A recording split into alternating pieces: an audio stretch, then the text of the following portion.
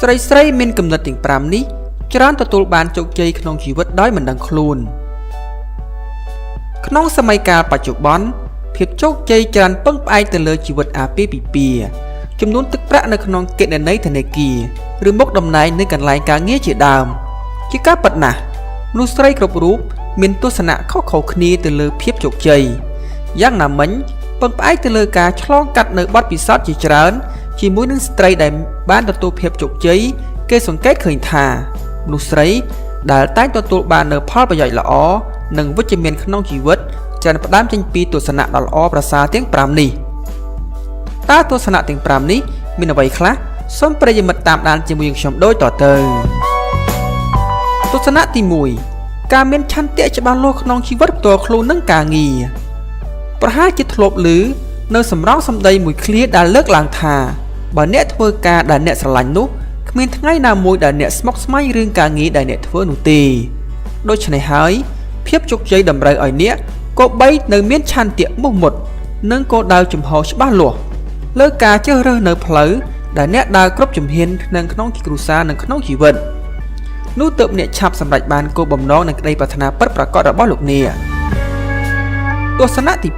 2ការចេះឈោងចាប់នៅក្តីស្រមៃរបស់ខ្លួន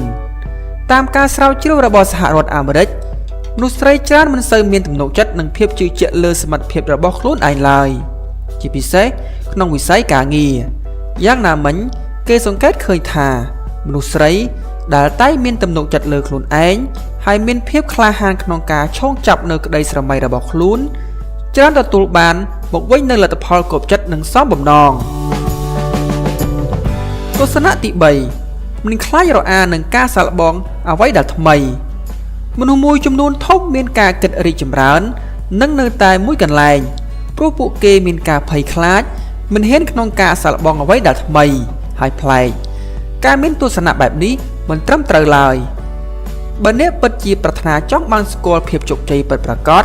អ្នកចាំបាច់តាំងចិត្តស្មោះជំហានទៅមុខមិនថាផ្លូវនោះពិបាកឆ្លងកាត់ប៉ុណ្ណានោះឡើយព្រោះចុងក្រោយអ្នកនឹងទៅដល់កន្លែងដែលអ្នកប្រាថ្នាចង់បានជាមិនខានទស្សនៈទី4ចេះកែច្នៃបរាជ័យឲ្យទៅជាមេរៀនជីវិតជាការពិតណាស់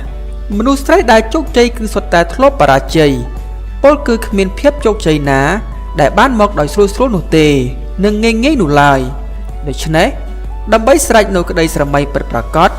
វាតម្រូវឲ្យអ្នកមានភាពរឹងមាំក្លាហាននិងតស៊ូរាល់ពេលអ្នកដួលឬជួបឧបសគ្គអ្វីមួយត្រូវងើបឈរឡើងវិញហើយបន្តដំណើរទៅមុខដោយចាត់ទុកភាពបរាជ័យទាំងនោះជាមេរៀនរបស់លោកអ្នកទស្សនៈទី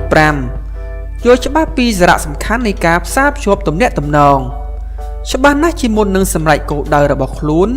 មនុស្សម្នាក់ៗចាំបាច់ត្រូវចេះមានការសាងទំនាក់ទំនងជាមួយអ្នកដទៃហើយមិនមែនតែចេះរាប់អានផ្ដេសផ្ដាសនោះទេគឺការរាប់អានឲ្យស្មោះត្រង់ជាពិសេសរវាងមនុស្សស្រីដូចគ្នាពេលដែលអ្នកយល់ច្បាស់ថាអ្នកមិនអាចសម្រេចគោលដៅសំខាន់អ្វីមួយដោយឯកបាននោះទេពេលនោះអ្នកនឹងចាប់ផ្ដើមស្គាល់ច្បាស់ពីសារៈសំខាន់ក្នុងការប្រស្រ័យទាក់ទងជាមួយមនុស្សនៅជុំវិញខ្លួនរបស់លោកអ្នក